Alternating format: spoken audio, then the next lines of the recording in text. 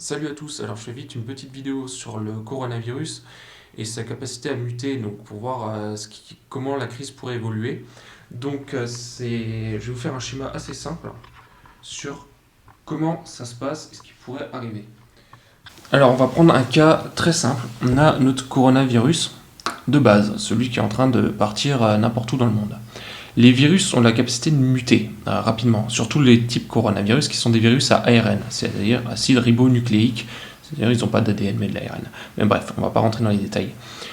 Spontanément, ils peuvent muter comme ça, c'est-à-dire il va soit devenir extrêmement mortel, soit moins mortel, voire même il ne fait pas de dégâts, c'est-à-dire il infecte l'autre, il ne fait pas de dégâts et puis il infecte un autre suivant. Dans les deux types de cas, là on va prendre juste le paramètre sur la mortalité du virus. Dans les deux types de cas, qu'est-ce qui va se passer? Le virus va muter, alors il est très probable qu'il mute. Alors, il y en a un virus, on va dire c'est un méchant, et l'autre, il est gentil. Mettons, chacun infecte un autre, un humain. Il va prendre cet humain-là, et lui, il va prendre cet humain-là. Donc, cet humain-là, il va contaminer 3 personnes. Ils ont tous les deux le même taux de contagion. Il va contaminer 3 personnes. Et ensuite, il va mourir. Lui, j'ai 15 000 stylos là. Lui, il va contaminer 3 personnes. Et il va pas mourir. Il est en bonne santé, il se balade. Du coup, il va en contaminer une de plus. Voilà. Là, j'ai pris le cas où ils sont plus ou moins à ex-aequo. Lui, il en a juste une de plus. Donc ce virus-là a déjà contaminé plus de monde que ce virus-là, parce que l'autre est mort. Donc ces 3 personnes lui va mourir tout de suite, il va être pris en charge, et en fait il va aller à l'hosto, il va crever. Lui va contaminer 3 personnes, comme l'autre. Lui va contaminer une personne, puis il va mourir. Puis lui va mourir aussi.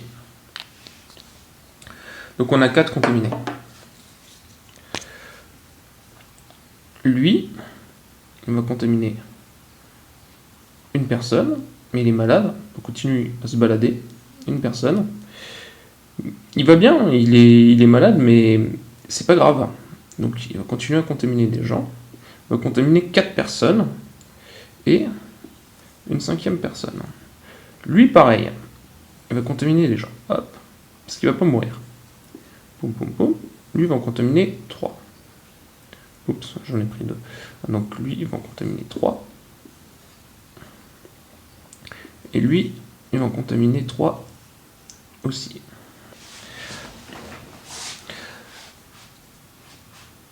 Et lui, pareil, il va en contaminer plusieurs. 1, 2, 3. Le truc tout simple, c'est que comme ils sont en bonne santé, enfin ils sont en moins pire santé que ceux qui meurent, ils contaminent plus de gens. Ce qui fait qu'au bout d'un moment, dans ma population, j'ai énormément de gens qui vont développer une immunité. Donc eux, ils vont contaminer des gens aussi, mais de moins en moins. Parce que le truc, c'est que le virus, il veut contaminer lui, mais lui, il est déjà porteur du virus, de la même base, mais du virus, sa version moins mortelle. Donc il n'arrive pas, il bloque. Donc c'est un cul-de-sac en fait. Là, pareil, ceux-là, ils essayent, mais ça s'arrête. Donc déjà, ces deux-là, ils peuvent plus contaminer grand-chose parce qu'en fait, ils meurent avant d'avoir croisé une personne qui n'a jamais vu le virus. Eux, ils vont croiser par chance une personne qui a vu le virus, qui va éventuellement contaminer une autre, et bon, après, ils meurent, et du coup, ils contaminent moins de gens. Ce qui se passe, c'est qu'au bout d'un moment, ma population, hop, une grande partie de la population devient porteur du virus sain, et développe une résistance au virus sain, forcément parce qu'elle finit par l'évacuer, mais aussi au virus mortel. Le virus mortel, il peut pas, parce qu'en fait il tombe sur une personne qui est déjà porteuse du virus sain. Et même le virus d'origine, s'il revient, il est coincé, barrière. Il peut pas rentrer parce que les gens sont porteurs sains, ont développé une immunité. Du coup, la nature va favoriser automatiquement, par une logique très simple, les virus dont le taux de mortalité diminue. Tout simplement parce que ceux dont le taux de mortalité est élevé va tout simplement tuer le porteur et le porteur ne pourra pas contaminer beaucoup de gens. C'est-à-dire que le virus moins dangereux aura mécaniquement la capacité à contaminer plus de monde que le virus dangereux. Alors il peut aussi y avoir une autre mutation, c'est-à-dire que on va favoriser aussi par ce même système les virus les plus contagieux. Forcément, si le virus n'est pas très contagieux, il ne va pas contaminer beaucoup de monde. Si il est très contagieux, il va contaminer beaucoup de monde.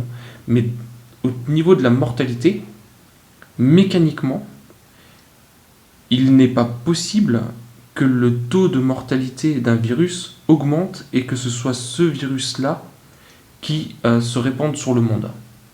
C'est-à-dire que c'est forcément la variable, le virus le moins mortel qui se répandra le plus.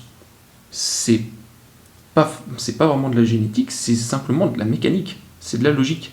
C'est celui qui sera le moins mortel qui se développera le plus et au final qui aura, entre guillemets, protégé, comme quasiment vacciné, les gens, et ces gens-là ne pourront plus être contaminés par le virus mortel. Donc voilà, c'était un tout petit point, un mini cours de virologie, quoi, en gros. C'est assez simplifié, mais en gros c'est de la mécanique et ça marche comme ça. Allez, à plus, bisous.